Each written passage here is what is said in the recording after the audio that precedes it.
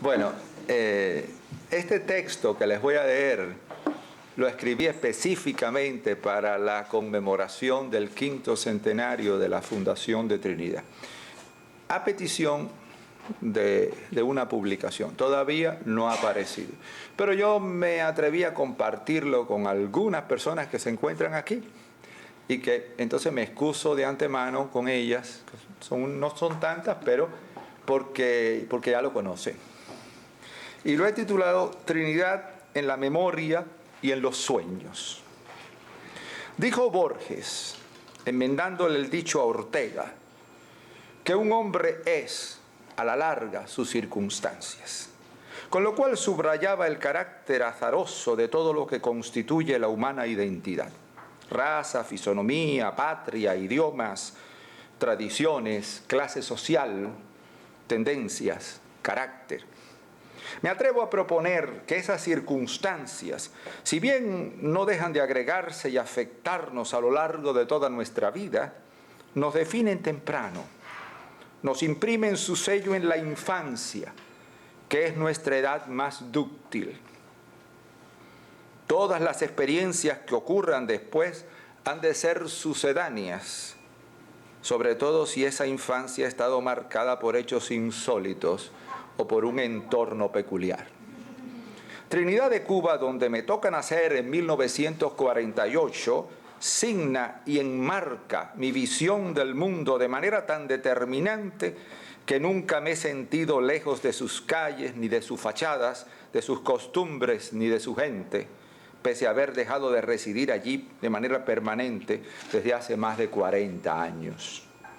A veces se olvida que Trinidad debe a la pobreza la conservación de ese perfil urbano que tantos admiran, pero no a la pobreza consuetudinaria, sino a la que sucede a un tiempo de esplendor, del que queda constancia en los edificios y en los muebles, en los recuerdos familiares y en los hábitos de la vida, y frente a la cual no puede haber resignación.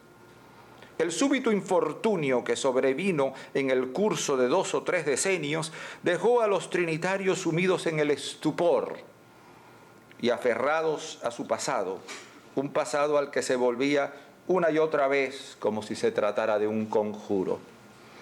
Al tiempo de mi nacimiento, Trinidad lleva más de medio siglo de hibernación. A Lidia Cabrera, que visita por primera vez la ciudad en 1940, lo que más la sorprende es que en Trinidad no todos los muertos habían muerto. La gente de mi edad había oído las historias locales desde mucho antes de aprender a leer. Esas historias, leyendas y consejas volvían una y otra vez en las conversaciones de sobremesa como perenne y exhaustivo ejercicio de regurgitación.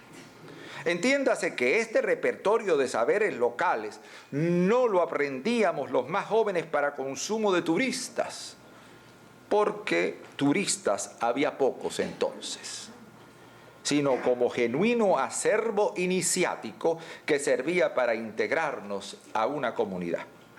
A todos los trinitarios de mi generación el pasado de la ciudad les resultaba familiar y a él se apelaba continuamente, sin que hubiera necesidad de explicaciones.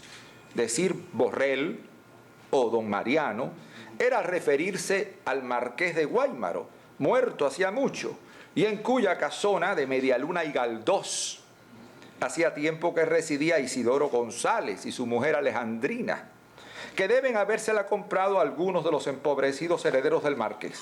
Sin embargo, para todos los efectos prácticos, Borrell seguía siendo el señor de su casa, y estos González, no obstante sus títulos de propiedad, no eran más que unos advenedizos. En el caso de los Iznaga era distinto, porque sus descendientes seguían viviendo en el palacio que levantara don Pedro, el patriarca de la familia, en las primeras décadas del siglo XIX. Aunque estuviera muy venido a menos y la madera carcomida de las ventanas ya fuera un anuncio de su posterior ruina. Los chismes que circularon cuando el matrimonio de Montserrat Fernández de Lara con Justo Germán Cantero en los que se decía que doña Monza había envenenado a don Pedro para heredar su cuantiosa fortuna y dilapidarla luego con el otro, se discutían con pasión cuando los hechos ya tenían más de un siglo. Al igual que la súbita muerte de Isabel Malibran el día de su boda, la breve visita de Humboldt y las fechorías de Caniquí. El negro Carlos Ayala, pederasta y antropófago, seguía aterrorizando a los niños de Trinidad 70 años después de que lo hubieran ejecutado en el garrote. La ruina económica respondió a la congelación, responsable de la congelación en el tiempo, encontró su mejor aliada en la geografía. El sistema montañoso que separa la ciudad y sus valles circundantes del resto del país consagró el aislamiento, el cual a su vez sirvió para perpetuar costumbres, modales, giros del habla, toda una atmósfera sutil y enrarecida a un tiempo que hacían de Trinidad un ámbito mágico y cerrado en el que la nostalgia era un pathos congénito. Los trinitarios heredábamos al nacer el peso muerto de la historia local y una saudade por la gloria perdida. Vivíamos, sin darnos cuenta, con la mirada fija en un opulento pasado de cuya omnipresente decadencia éramos testigos y cómplices. Esa decadencia era como un filtro que lo teñía todo, que lo fijaba todo, que nos envolvía como un hálito materno y entrañable. Sin embargo, nacer y crecer en un sitio así es la manera más fácil de no advertirlo, porque lo insólito se torna ordinario y uno no percibe lo excéntrico y lo peculiar hasta que pone alguna distancia de por medio. Yo aprendí a leer muy temprano, a los 4 años, con una maestra a punto de jubilarse y con una cartilla de tiempos coloniales que ya estaba en desuso y que bien podría haber sido de factura local, ya que decía en una de sus lecciones: en el Guaurabo navegan guairos y aguaitacaimanes. No creo que el Guaurabo, el río de Trinidad, fuese un río muy conocido en el resto de Cuba. Otro rasgo notorio de ese folleto con el que estrené la lectura era el crucifijo, que encabezaba el abecedario y que obligaba a decir Cristo antes del deletreo. La invocación piadosa no me era ajena, ni tampoco agredía el severo protestantismo de los míos. Aunque en mi casa nunca había visto un crucifijo, no se podía vivir en Trinidad al margen del culto católico y de las imágenes que desfilaban en Semana Santa, entre las cuales descollaba el Cristo de la Veracruz, una hermosa talla del crucificado que sacaban en la procesión del Jueves Santo. La Semana Santa era la más extraordinaria de las fiestas locales, en la cual millares de devotos con velas iban detrás de las imágenes llevadas en andas por las calles serpenteantes. Creo que el no haber sido católico me permitió desde pequeño acercarme a esta manifestación folclórica con una curiosidad no exenta de fascinación que puedo llamar cultural. Y no solo por las procesiones con que culminaban las jornadas más importantes de esa semana, sino por el ambiente austero y sobrecogedor que imperaba durante esos días y las supersticiones que se les asociaban. El miércoles santo era el último día en que había función en los cines. Y para eso se trataba de Vida, Pasión y Muerte de nuestro Señor Jesucristo, una película mexicana de mala calidad que ya era vieja entonces. El jueves se notaba en la ciudad la presencia de peregrinos y penitentes y el creciente pregón de los niños vendedores de velas. El Viernes Santo era ocasión de gran recogimiento. Hasta mis mayores calvinistas repetían que en ese día el piñón que se cortara manaría sangre, y los huevos que pusieran las gallinas y se guardaban se convertirían en un ungüento para la cura del reuma y otros males. Las casas, que el resto del año permanecían abiertas en señal de acogida, cerraban puertas y ventanas, y las personas no se bañaban ni barrían sus hogares. Los pocos campesinos que venían ese día a vender sus productos descabalgaban en las afueras y entraban en la ciudad con la cabeza descubierta y llevando al asno o al mulo de las riendas en señal de respeto, porque el Señor estaba muerto y las fuerzas del mal andaban sueltas. Al espíritu luctuoso del Viernes Santo sucedía el jolgorio bastante pagano del Sábado de Gloria, que empezaba por la quema de Judas y concluía con la misa de la tarde, en que se celebraba un poco anticipadamente la resurrección de Jesús. Con la Pascua volvía la ciudad a sus rutinas habituales, aunque por unos días quedaban sobre las piedras de las calles que habían recorrido las procesiones las manchas de esperma ennegrecida que había goteado de las miles de velas. Poco tiempo después, apenas un mes, si la Semana Santa había caído a fines de abril, empezaban los carnavales. A partir del día de San Fernando, 30 de mayo, que se prolongaban hasta el 30 de junio. Los carnavales de Trinidad pueden haber sido una derivación de las máscaras que salían en la fiesta de Corpus durante la colonia y que la autoridad eclesiástica llegó a prohibir por encontrar sacrílegas. En ese tiempo se alternaban las comparsas de salón en las sociedades de recreo con los disfraces callejeros, los modestos desfiles de carrozas con las desaforadas carreras de caballos que tenían lugar en las fiestas de San Juan y San Pedro. A mí nunca me gustaron los carnavales. Más allá de estas celebraciones anuales, otros ritos menores caracterizaban la vida diaria, algunos de los cuales por constantes podían pasar inadvertidos. Entre estos se encontraban las lecciones de música provenientes de los muchos pianos y los pregones de los vendedores.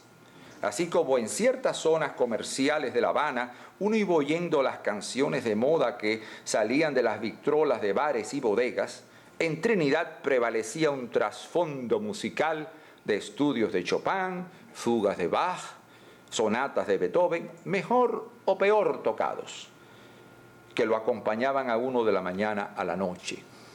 Existía un sinfín de academias de música, amén de las muchas familias que tenían pianos, algunos de los cuales eran muy viejos. Los vendedores ambulantes de pescado, de frutas, de confituras, establecían desde temprano con el canto de sus pregones una suerte de contrapunto con los pianos. Era el mercado que en gran medida acudía a las puertas de las casas con una oferta de calidad y mejor precio que las tiendas. Pianos y pregones perviven en mi memoria inseparablemente asociados de la voz colectiva de la ciudad, al lenguaje con que ella nos hablaba. A veces la música era más formal, como las dianas que tocaba la banda municipal al amanecer de ciertas fiestas patrias, y particularmente el 22 de noviembre, día de Santa Cecilia, patrona de los músicos. Aún soy capaz de tararear esa tonada marcial que con trompetas, trombones y redoblantes oigo cerca de casa y que me mantiene arropado y alerta en tanto se repite cada vez más distante. Los rudimentos de historia local y del país que nos brinda el hogar se afianzarán luego en el colegio. Los primeros 4 años de la primaria los curso en una escuela pública que me queda muy cerca. Es una de las casonas coloniales que se convirtieron en centros docentes durante el gobierno interventor, medio siglo antes, y hasta donde sé, aún sigue prestando ese servicio. Mi primer día de clases en el 2º grado, en el aula que queda al fondo, junto a un patiecito al que se llega descendiendo unas gradas, va a dejarme una lección esencial. La maestra, que nacida en 1894, tiene en ese momento 60 años, se dispone a impartirnos la primera clase del curso. La mujer, distinguida y elegante, escribe la fecha en el pizarrón con una exquisita letra decimonónica. La T de Trinidad tiene un trazado que la asemeja a un número 7 con un rabo, muy diferente a la caligrafía Palmer que ya para entonces está en boga.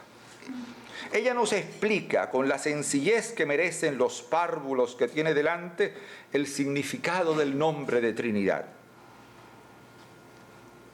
y su origen cuando fue fundada por los conquistadores españoles en el lejano 1514.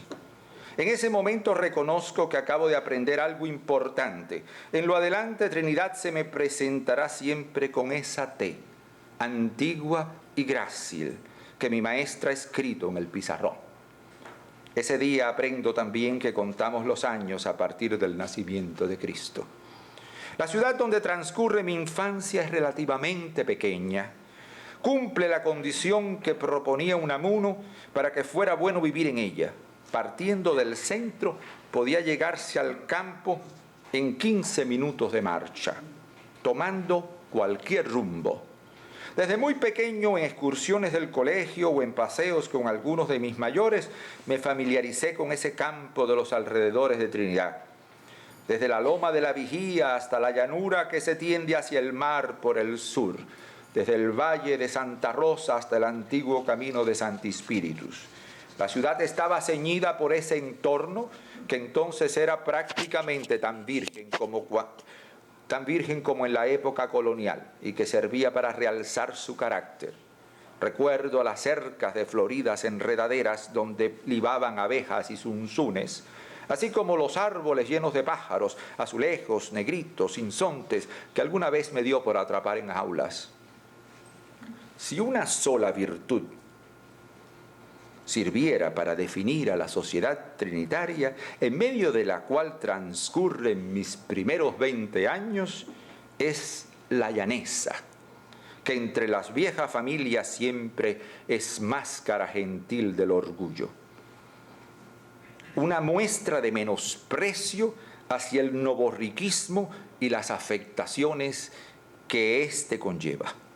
La aristocracia verdadera, que en algunos linajes locales se remonta hasta la conquista e incluso más atrás, es modesta, y no solo cuando coexiste con la pobreza. La pomposa vanidad es una credencial del insolente arribismo burgués. Trinidad es una decadente población señorial que sin embargo estaba segura de su sitio y de que ningún azar económico podía disminuirla. Esta es una enseñanza que aprendo muy temprano. Hasta la infancia de mi madre, la única vía de comunicaciones de Trinidad con el resto del país era el mar. Los barcos que llegaban por el puerto de Casilda con pasajeros y mercancías. Existían caminos, pero solían estar en muy mal estado y en algunas épocas del año eran intransitables. El ferrocarril vino a unirnos con el mundo, atravesando uno de los paisajes más bellos de Cuba en 1919. Cuando vengo a nacer, casi 30 años después, el tren ya tiene una jerarquía establecida y sus llegadas y salidas se suman a los ritos urbanos heredados. No he cumplido los 4 años cuando hago mi primer viaje en tren. No sé aún por qué me llevan a La Habana esa noche fría de febrero de 1952, pero no puedo olvidar, aunque borrosamente, algunos momentos de ese viaje. La lenta salida al son de una campana y de un largo y penetrante pitazo con que el maquinista responde desde la locomotora al silbido del jefe de estación. La impenetrable oscuridad que intento desentrañar con la cara pegada a la ventanilla y que solo quiebran la luz de alguna casa solitaria o de un pueblo pequeño. El cambio de trenes en la helada estación de Cumbre. Esa experiencia determinaría una doble y perdurable fascinación con los trenes y con la noche. Muchas veces después, de adolescente, ese mismo tren, que partía varias veces al día del patio del antiguo cuartel de dragones, me servirá para viajar y para evadirme, para imaginar mientras se va internando en la sierra o salvando por atrevidos puentes las sinuosidades del río Agabama, que transito por otra geografía, que es la de mis lecturas de entonces, la campiña inglesa o francesa que parece inseparable del ferrocarril desde hace mucho. Ese tren es como una cápsula de espacio y tiempo que me convierte en personaje de mis novelas favoritas y donde ningún incidente contemporáneo viene a interrumpir la ensoñación. Años más tarde habrá de sucederme lo contrario. el paisaje europeo que veo pasar a través de la ventanilla del tren tiende a esfumarse por momentos para imponerme por vía de la memoria un panorama más tropical y agreste al que me asomo desde uno de aquellos viejos vagones donde ha seguido viajando mi adolescencia. El débil alumbrado público de Trinidad en los años en que transcurre mi niñez y mi primera juventud me permitieron desde muy chico la contemplación del cielo estrellado, lo cual me llevó a una incipiente y malograda vocación por la astronomía y a un apego por la noche que aún perdura. Uno intima más con el mundo y las cosas en el silencio de la oscuridad, como dice un conocido villancico. Cuando casi todos los seres duermen, es un privilegio estar despierto y a veces andar por las calles desiertas, sobre todo de las ciudades viejas, donde suele entablarse un diálogo con las fachadas de los edificios que aprovechan la hora para revelarnos su más genuina identidad o simplemente contarnos una historia que nos niegan a la luz del día. De ahí que en mis recuerdos de Trinidad no esté ausente la noche. Relatos, diálogos, lecturas, visiones, rumores que tienen lugar cuando ya falta el sol. Tal vez por eso, en mis sueños, donde siempre regreso a Trinidad, no importa dónde me encuentre en la vigilia, casi siempre es de noche. Con la acostumbrada levedad de los sueños, transito de nuevo las calles de la infancia y vuelvo a encontrarme con familiares y amigos que hace mucho no están. Las conversaciones que se entablan, sin embargo, no son reiteraciones de algunas que realmente ocurrieron, sino más bien intercambios improvisados sobre cosas inéditas, muchas veces absurdos.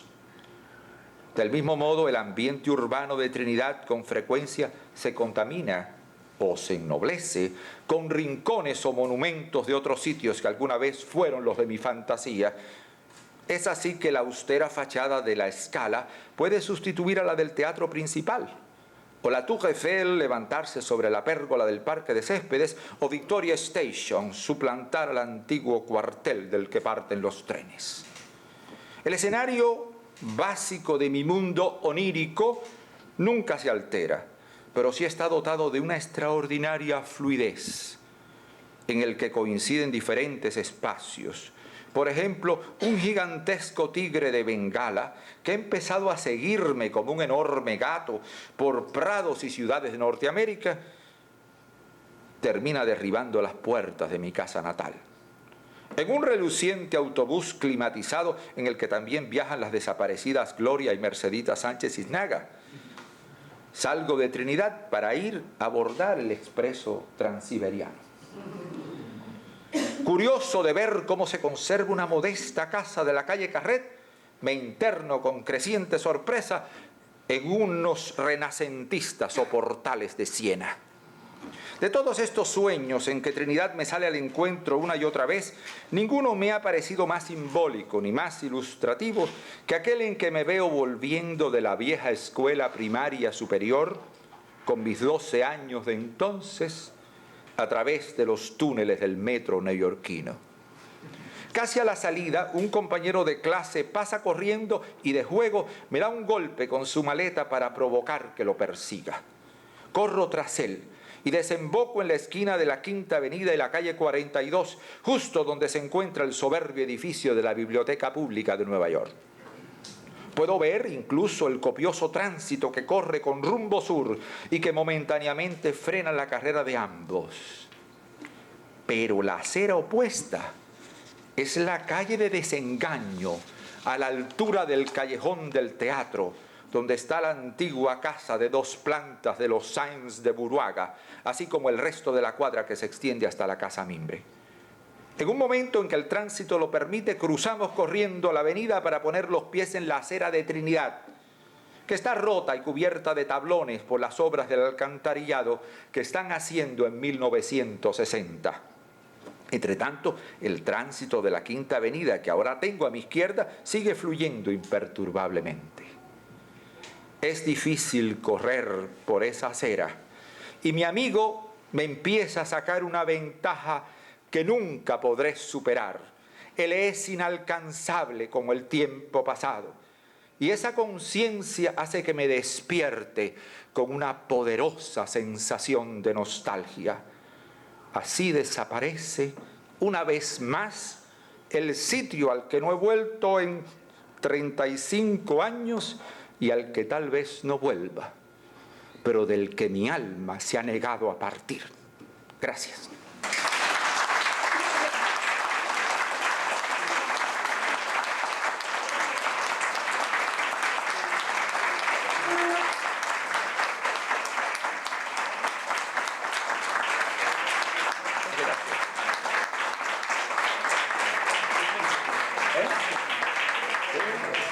Voy a hacer un breve comercial antes de darle la palabra a Maggie Menocal. Desgraciadamente, y muchos de ustedes ya lo saben, el libro, este libro, que es también uno de los motivos que nos reúne aquí, está secuestrado, por así decir, retenido en la aduana de Miami. Entonces todas las gestiones que hemos hecho a través de nuestro agente de aduana y todas han sido fallidas, y hasta la semana que viene, no sabemos exactamente el día, no lo tendremos.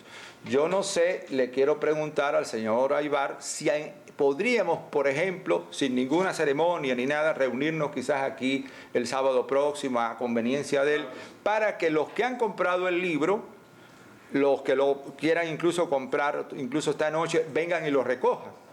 Otra cosa que quería decir es que aquellos que han comprado el libro hasta ahora se han vendido más de 170 y de ellos cerca de un centenar en Miami. Todos los que hayan comprado el libro en el precio regular pueden adquirirlo esta noche o en los próximos días, cualquier otro ejemplar con un 30%. ¿Se puede hacer ahora mismo? Sí, se puede hacer porque hay un talón aquí que Enrique Cuervo es el que está a cargo de esto. Entonces, la otra cosa que quería decir, le doy paso a Maggie, que va a leer lo que la autora del libro ha escrito, ya que no pudo estar con nosotros esta noche para la ocasión. Muchas gracias, otra vez.